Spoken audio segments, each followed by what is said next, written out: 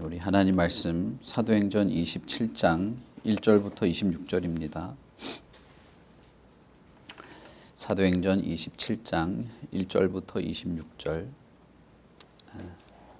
제가 봉독하겠습니다. 사도행전 27장 1절부터 26절 우리가 배를 타고 이달리아에 가기로 작정되매 바울과 다른 죄수 몇 사람을 아구스도 대에 백부장 율리오란 사람에게 맡기니 아시아 해변 각처로 가려 하는 아드라무떼노 배에 우리가 올라 항해할세 마게도냐의 데살로니가 사람 아리스다고도 함께하니라.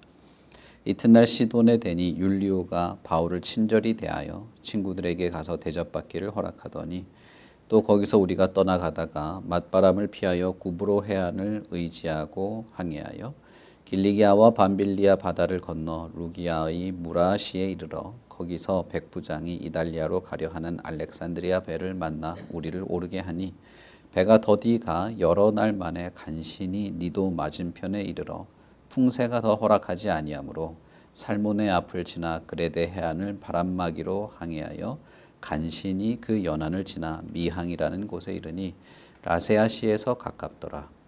여러 날이 걸려 금식하는 절기가 이미 지났으므로 항해하기가 위태한지라. 바울이 그들을 권하여 말하되 여러분이여 내가 보니 이번 항해가 하물과 배뿐 아니라 우리 생명에도 타격과 많은 손해를 끼치리라 하되 백부장이 선장과 선주의 말을 바울의 말보다 더 믿더라. 그 항구가 겨울을 지내기에 불편하므로 거기서 떠나 아모쪼록 베닉스에 가서 겨울을 지내자 하는 자가 더 많으니 베닉스는 그레데 항구라. 한쪽은 서남을 한쪽은 서북을 향하여 있더라.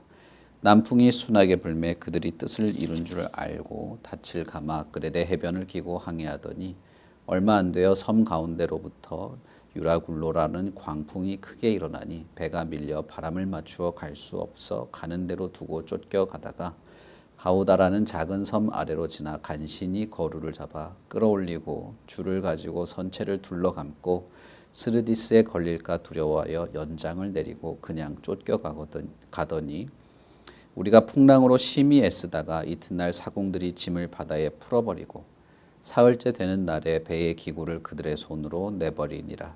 여러 날 동안 해도 별도 보이지 아니하고 큰 풍랑이 그대로 있음에 구원의 여망마저 없어졌더라. 여러 사람이 오래 먹지 못하였음에 바울이 가운데 서서 말하되 여러분이여 내 말을 듣고 그레데에서 떠나지 아니하여 이 타격과 손상을 면하였더라면 좋을 뻔하였느니라. 내가 너희를 권하노니 이제는 안심하라. 너희 중 아무도 생명에는 아무런 손상이 없겠고 오직 배뿐이니라. 내가 속한 바 곧 내가 섬기는 하나님의 사자가 어젯밤에 내 곁에 서서 말하되 바울아 두려워하지 말라. 내가 가이사 앞에 서야 하겠고 또 하나님께서 너와 함께 항해하는 자를 다 내게 주셨다 하였으니 그러므로 여러분이여 안심하라. 나는 내게 말씀하신 그대로 되리라고 하나님을 믿노라. 그런즉 우리가 반드시 한 섬에 걸리리라 하더라. 아멘. 양이 좀 길지만은 이 과정이 좀 어떤 그 내용 속에 있기 때문에 전체 과정을 다 읽었습니다. 바울이 아그리빠와 베스도 앞에서 변증을 하고 자신의 변명을 한 이후에 베스도와 아그리빠의 태도는 달랐습니다. 베스도는 바울이 미친 것 아닌가라고 생각했고 아그리빠는 바울의 말을 듣고 그 말이 구약 성경과 이 논리와 논증에 합당하다는 것을 알았습니다. 그리고 특별히 바울이 고소당한 이유인 예수 그리스도의 부활이 이렇게 감옥에 갇힐 만한 죄가 아니다라고 하는 것도 알았고 그 스스로도 내가 그리스도인이 될 뻔했다라고 할 만큼 바울의 논증에 설득력이 있었던 것이죠. 그러나 바울은 가이사에게 상소했기 때문에 무죄 석방이 될 수는 없었습니다. 그래서 아그리빠는 저 사람이 가이사에게 상소한 것이 아니었다면 무죄로 석방될 수도 있을 만큼 아무런 죄가 없다라는 말을 기록으로 남기게 됩니다. 그리고 이제 시기가 되어서 배를 타고 이탈리아 로마로 이제 가는 여정이 시작이 되는데 우리가 읽은 27장 1절부터 26절의 이 내용은 상당히 긴 시간 동안에 이루어진 내용을 쓴 것인데 이 내용 속에서 우리가 알 수 있는 것은 이 배가 출발할 때부터 많은 어려움이 있었다는 것입니다. 여기에 보시면 바울뿐 아니라 백부장들 그리고 이 글을 쓴 누가도 이 배를 같이 탄 것을 알 수 있습니다. 27장 1절을 보시면 우리가라는 말로 이제 시작을 하게 되죠. 사도행전에서 주어를 우리라고 쓴 부분이 몇 군데가 있는데 바울이 로마로 압송돼 가는 로마로 이제 이송되는 그 사건에서도 주어가 우리로 되어 있죠. 그러니까 바울과 최소한 누가는 이 배를 탔던 것을 알 수 있고 이 주어가 우리로 되어 있을 때 항상 우리가 알 수 있는 것이지만 아주 그 세세하고 사소한 것들까지 다 기록이 되어 있죠. 그런 면에서 현장성이 있고 이것이 각색이나 각본으로 쓰여진 것이 아니라 목격된 것을 쓴 것이다 라는 것도 우리는 알 수 있습니다. 그리고 여러 죄수들 그리고 아시아 해변 각처로 가려고 하는 사람들 몇몇이서 타서 출발을 하게 됩니다. 출발을 하는데 이미 출발할 때부터 맞바람이 불기 시작했어요. 그래서 맞바람을 피해 가면서 여러 해안들을 거쳐가는 어려운 항해가 시작이 됩니다. 그래서 8절을 보시면 맞바람을 피해서 구브로 해안을 의지하고 항해하기 시작했고 길리기아와 밤빌리아 바다를 건너서 루기아 무라시에 이르게 됩니다. 거기서 한번 내렸다가 알렉산드리아 배를 만나서 그 배를 타고 다시 이탈리아로 가려고 한 것이죠. 그런데 그 배조차도 제대로 항해하기가 어려웠습니다. 그래서 배가 너무나 더디 가게 돼서 여러 날 만에 간신히 맞은편에 이르게 된 것이죠. 그런데 이 바람이 훨씬 더 좋지 못했습니다. 그래서 그 배조차도 그레데 해안에 정박을 하게 되는 것이죠. 그래서 이 그 그레데 해안에서 미항이라는 곳으로 가는 그 과정도 상당히 힘들었습니다. 이 그레데 여러분 아시죠? 우리 디도서에 있는 그 크레타 섬입니다. 그 섬에서 미항까지는 뭐라고 해야 될까요? 그냥 진짜 우리말로 하면 엎어지면 코다을 그런 거리입니다. 그런데도 간신히 도착할 만큼 이 풍세가 좋지 못했다는 것이죠. 그러니 이 바울이 로마로 가는 이 출발부터 가는 과정이 정말 순탄치 않았다. 사실은 불가능한 시기였다라는 것을 알 수 있습니다. 거기서 이미 금식하는 절기가 지난 것이죠. 금식하는 절기가 지났다는 것은 이미 이 겨울이 다가왔다는 뜻입니다. 금식하는 절기 자체가 중요한 건 아니고 겨울이 오게 되었는데 이 지중해 연안에서 겨울이 오게 되면 4개월에서 5개월은 항해하기가 불가능한 것이죠. 그래서 이 사람들, 특히 선장과 선주들, 이 배를 가지고 이제 무역을 하는 이 사업가들은 겨울이 오기 전에 빨리 이탈리아로 가고 싶어 한 것입니다. 그런데 바울의 입장에서 봤을 때는 이 아시아 지역에서 이 바다가 이미 이렇게 해류가 바뀌고 바람이 바뀌는 과정 속에서는 항해하기가 어렵다는 것을 알고 있었습니다. 저희가 사도행전을 하면서 읽어보지는 않았습니다만은 이미 바울은 배를 타고 여러 번 항해한 경험이 있죠. 이 아시아 지역을 여러 번 항해했습니다. 그래서 지난 그 사도행전의 내용에서도 보면 누가는 며칠 만에 갔다, 하루 만에 갔다가 닷새 만에 또 갔다가 하는 내용들을 종종 적어놨습니다. 우리가 이제 새벽에 같이 읽지는 않았지만 그런 경험들을 통해서 바울은 이 항해가 매우 위태하다라고 하는 것을 알 수 있었죠. 그래서 백부장에게 말합니다. 지금 이 항해가 우리 이 화물, 그러니까 뭐라고 해야 되죠? 물건 실은 거죠. 갑자기 단어가 생각이 안 나네요. 그 물건들 그리고 배, 우리도 위태한 항해다. 차라리 겨울이 지날 때까지 기다리자. 그러면 내년 4월이나 5월에 항해를 시작해야 되는 겁니다. 금식절기가 보통 10월 중순에서 11월 초순 사이에 끝납니다. 그 기간이 정확한 날짜가 이렇게 양력으로 정해진 건 아니기 때문에, 그러면 11월에 겨울이 시작하게 되면 3월, 4월은 지나야 항해가 되는 것이죠. 바울은 그때까지 크레테 섬에서 그냥 정박하자라고 한 것입니다. 그러나 선장과 선주가 그 말을 따르지 않았던 것이죠. 항구의 겨울이 되게 되면 크레테 섬에서 지내기도 참 너무 어렵고, 이 무역을 하는 배가 늦게 도착을 하거나 늦게 배송을 하게 되면 손해가 있기 때문에 어떻게든 항해를 해보려고 한 것이죠. 그러다가 이제 남풍이 불기 시작한 것입니다. 남풍을 부니까 가자라고 하게 된 것이죠. 그리고 나서 우리가 뭐 잘 알듯이 유라굴로라고 하는 태풍이 불게 됩니다. 그 태풍에 맞서서 배가 어떻게든 이제 항해를 해보려고 선적해뒀던 물건들도 다 버리고, 배에 있던 기구들도 다 버리고, 그리고 밧줄로 선체를 감고 사람들도 그 배에 밧줄로 감아 놓은 것이죠.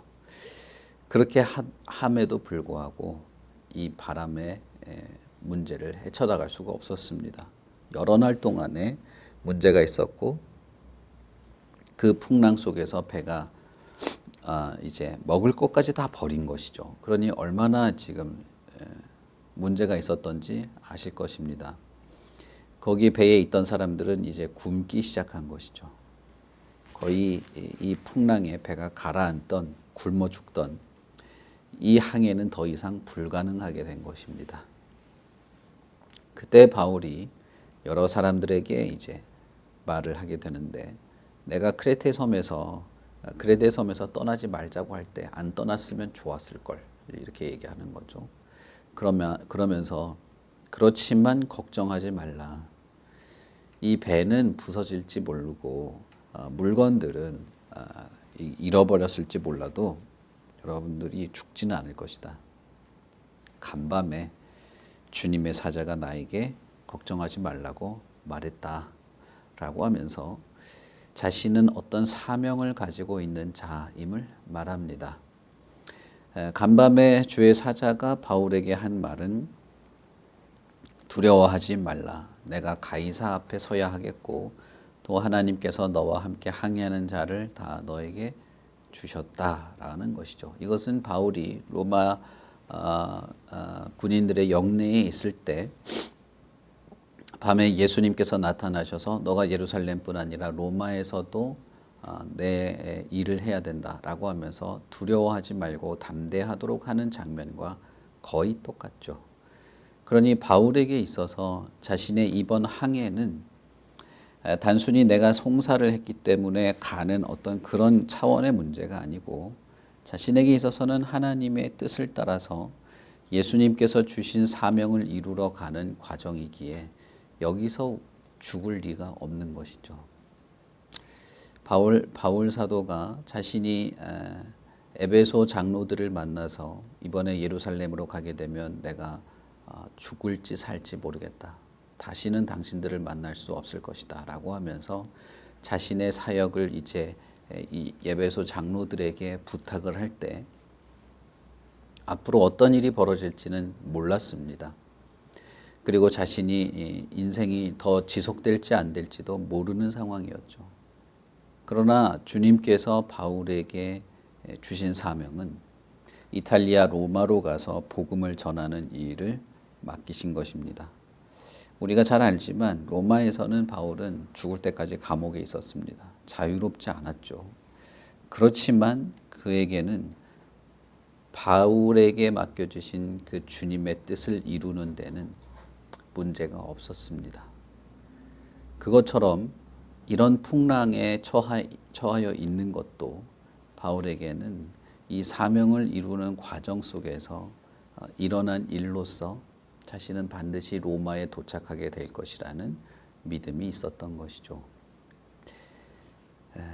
그래서 바울 사도는 이렇게 말합니다. 25절과 26절.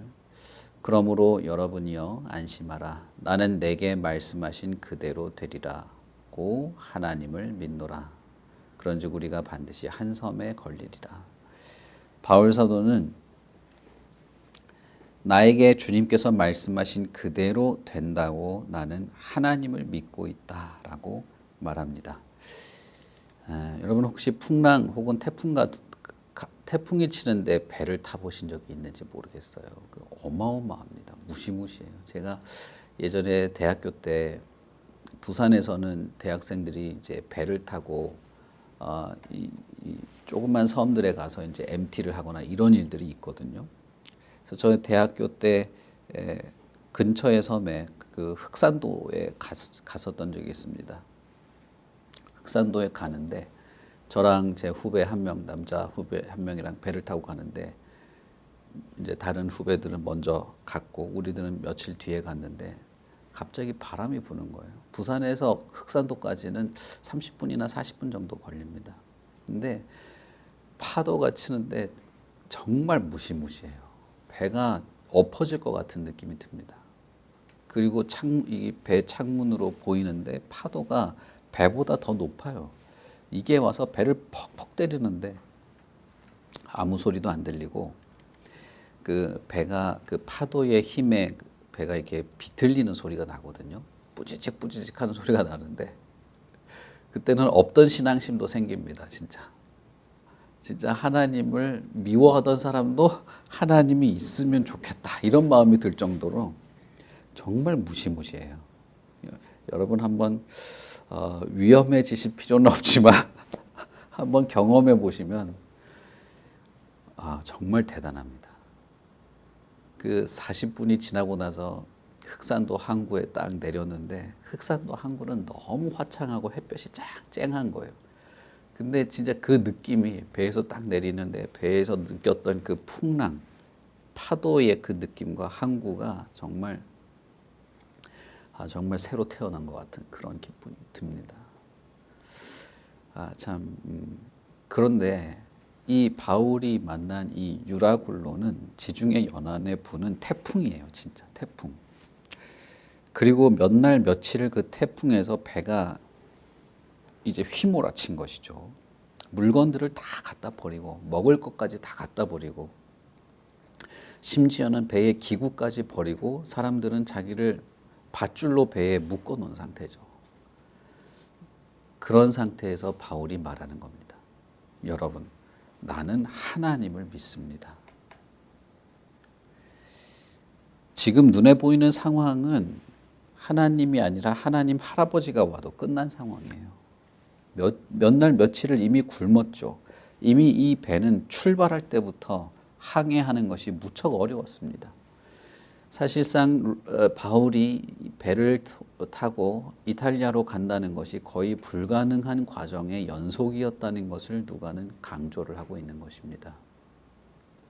항해가 순조롭지 않았고 어려운 상황 속에서 이 배를 탄 선원과 선주가 어떻게든 지혜를 내고 힘을 써서 도착할 만한 과정이 아니었다는 걸 말하고 있는 것입니다. 그러나 그럼에도 불구하고 바울 사도는 나는 하나님을 믿는다. 여러분도 하나님의 뜻에서 벗어나지 않는다라는 말을 하고 있는 것입니다.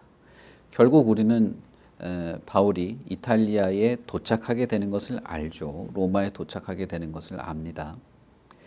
이 모든 상황과 불가능한 현실 속에서도 하나님의 뜻이 이루어지고 이것을 거스를 수 없다는 것을 강조를 하고 있는 것이고 바울 사도는 자신 앞에 어떤 일이 일어날지는 몰라요.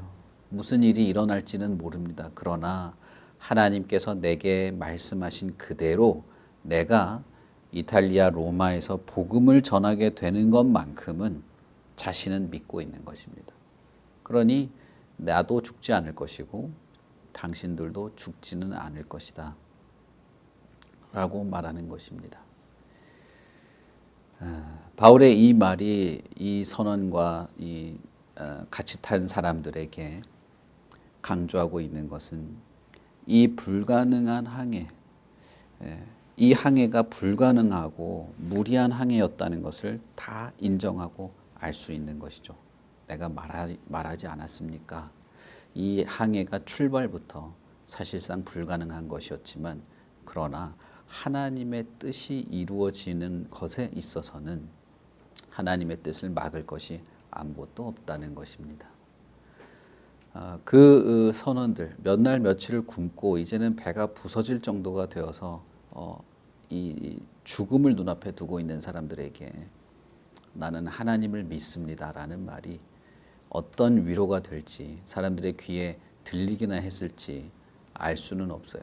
그러나 이 사람들이 나중에 어떤 섬에 정박하고 파선한 다음에 섬에 정박했을 때는 바울의 그 말이 사실이었다는 것을 인정할 수밖에 없는 그런 상황이 됩니다. 결국은 바울이 수행하려는 사명, 그리고 바울이 하나님에 대한 신뢰, 주님을 향한 어떤 그 순수한 마음의 열정은 어느 것도 막을 수 없었다는 것입니다.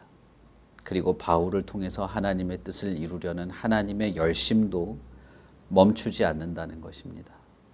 하나님의 열심과 바울의 열심은 결국은 바울이 사람들을 잡고 손목을 붙잡고 멱살을 붙잡고 하나님 믿으라고 소리 지르지 않아도 그의 삶에서 결국 사람들은 하나님을 인정할 수밖에 없는 삶의 정황 속으로 들어가게 됩니다. 그리고 바울이 내가 믿는 하나님 그리고 하나님의 역사와 하나님께 순종하는 나의 이 삶이 여러분들도 그런 하나님의 보호 안에 살게 하고 있다고 또 말하는 것이죠. 그런 면에서 저는 성도가 성도다운 것, 교회가 교회다운 것, 그리고 우리가 각자에게 맡겨주신 주님의 뜻과 사명을 충실하게 행하는 것, 그것은 우리의 열심일 수도 있지만 하나님의 열심이 우리를 통해서 드러나는 것임을 우리는 생각해야 한다고 믿습니다. 바울의 어떤 열정도 우리는 느끼지만 이 모든 상황 속에서 하나님의 뜻을 이루시는 그 하나님의 열심도 우리는 느끼는 것이죠. 그리고 그 두 인격체의 열심, 그 두 인격체의 어떤 신실함은 정말 많은 사람들에게 영향을 미친다는 것입니다. 저는 하나님께서 모든 것을 말 한마디로 끝낼 수도 있음에도 불구하고 자신의 피조물에게 하나님 자신을 신뢰하도록 하고 죄인이지만 하나님이 지으신 이 인격체가 인격적으로 하나님을 향하여 다가갈 때 얼마나 큰 일을 이루시는지를 생각하게 됩니다. 하나님은 그렇게 하지 않아도 됨에도 불구하고 하나님은 바울과 같은 사람, 저와 여러분과 같은 사람, 정말 보잘것없지만 주님의 몸인 교회를 통하여서 서로가 서로 간에 인격적으로 다가감으로써 정말 놀라운 사랑의 열매들, 자비와 긍휼의 열매, 복음의 영향력들을 미치게 하는 것들을 생각하게 됩니다.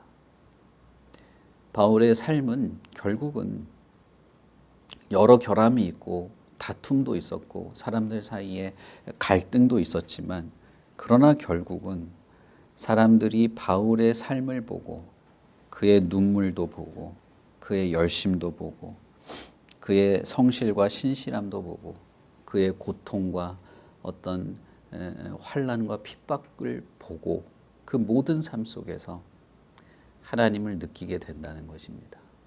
주님을 느끼게 된다는 것이죠. 그러니 여러분, 우리는 위대한 사람이 되려고 할 필요도 없고 뭔가 뛰어난 인격자로서 그것이 나쁘다는 건 아니고 그런 사람이 되려고 하는 것보다도 하나님과 가까이 가려고 하는 것이 더 나은 것입니다. 우리의 뛰어난 인격보다 나는 하나님을 믿습니다. 나에게 어떤 말씀을 하시는 하나님이 계신데 나는 하나님을 그 말씀 그대로 믿습니다 라고 하는 믿음에 근거한 삶의 충실성이야말로 우리에게는 훨씬 더 나은 삶이 될 것입니다. 어떤 면에서는 우리는 하나님의 말씀과 뜻을 수행하기에 한없이 모자란 사람이기도 합니다. 그러나 어떤 면에서는 하나님이 저와 여러분 외에는 하나님의 뜻을 맡긴 적이 없다는 것입니다. 하나님의 교회 외에는 하나님의 뜻을 계시하시지도 않고 맡기지도 않는 것이죠. 내 자신을 볼 때는 너무나 모자르고 때때로 하나님의 말씀을 어그러뜨리며 살아가는 자이기도 한데, 또 한편으로 보자면 저와 여러분 같은 사람 외에는, 하나님의 교회 외에는 이 하나님의 뜻을 맡기신 적도 없다는 거예요. 그러니 이건 대단히 특별한 것입니다. 대단히 우리에게 각별한 것이고, 그리고 우리는 하나님을 믿기 때문에 하나님의 뜻이 이루어질 것을 바라보는 것이죠. 우리가 말을 하고 누군가를 만나고 뭔가 열성적인 일을 하고 뭔가 사람들 보기에 대단한 종교적인 행사와 행위를 해야만 그런 것이 아니고, 어떤 상황에서도, 재판 중에서든 왕을 만나던 폭도들에게 얻어맞던 풍랑에서 죽음을 눈앞에 둔 공포에 질려 있건, 우리는 하나님을 신뢰하는 그 신뢰가 모든 것의 출발이라는 것입니다. 그러니 여러분, 오늘도 우리는 그런 삶이고, 우리가 오늘 만나고 대화하고 계획하고 우리의 목적을 따라서 살아가는 모든 삶도 이것을 근거로 하셨으면 좋겠습니다. 나는 나에게 말씀하신 하나님의 뜻이 그대로 된다고, 나는 하나님을 믿는다, 나는 그런 사람이다. 바울과 같은 고백이 되겠죠. 저와 여러분이 그러길 바라고 우리 교회도 그럴 수 있기를 바랍니다. 우리 같이 기도하겠습니다. 하나님 아버지, 은혜를 참 감사합니다. 하나님의 거룩하신 뜻을 따라서 살아가는 것이 어떨 때는 너무나 큰 짐이고, 어떨 때는 참 감사하고 기쁜 일이기도 하고, 어떨 때는 내 욕망과 내 욕심 따라 살면서 전혀 기억도 나지 않을 만큼 잊어버리게 되기도 합니다. 그러나 우리가 하나님을 향하여 다시금 생각하고 믿게 되는 것은, 하나님께서 그 거룩하시고 영광스러운 하나님의 뜻을 나 같은 사람에게 알리셨다는 것입니다.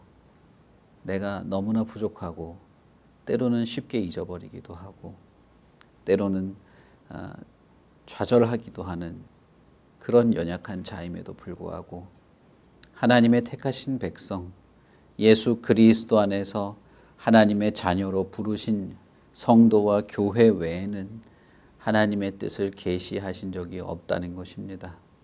그리고 교회와 성도의 삶이 하나님을 느끼게 할 만큼, 예수 그리스도를 존귀케 하게 할 만큼 그런 거룩하고 참된 삶으로 살아가기를 바라시는 것도 우리는 알고 믿습니다.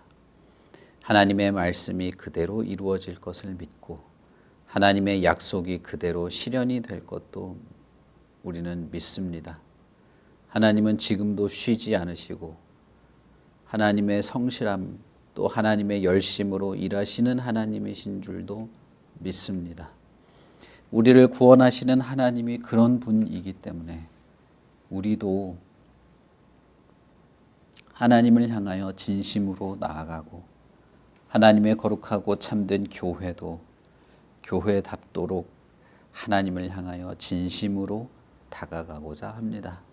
하나님이여, 우리의 마음을 지키시고 돌보시고 도우시고 언제나 우리에게 말씀하시고, 우리의 마음과 생각들, 우리의 삶이 하나님을 향하여 참 겸손하고도 순수하게, 그리고 진실하게 믿고 하나님을 향하여 나아가도록 하나님의 말씀에 순종할 힘도 주시고, 성령의 충만한 은혜와 성령의 능력으로 우리를 더딥혀 주시고, 하나님의 뜻이 이루어지기까지 우리가 포기하거나 멈추지 않고 주신 길들을 끝까지 가도록 이끌어 주시기를 바랍니다.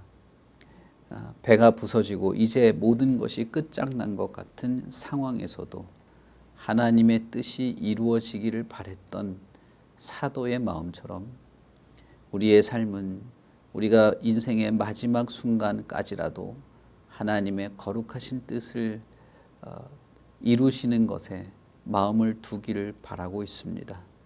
그러니 하나님, 우리의 중심을 보시고 이 교회의 중심을 보시고 거룩한 성도의 공동체가 거룩한 하나님의 교회로 세워지는 모든 과정과 각자의 삶에서 하나님의 충만한 은혜와 위로, 성령의 능력, 그리고 예수 그리스도의 복음과 그 교훈과 가르침들을 누리고 살고 지키며 살고 잘 드러내며 살아가도록 도와주시옵소서. 감사합니다. 예수님 이름으로 기도합니다. 아멘. 하늘에 계신 우리 아버지여, 이름이 거룩히 여김을 받으시오며 나라의 임하옵시며 뜻이 하늘에서 이룬 것 같이 땅에서도 이루어지이다.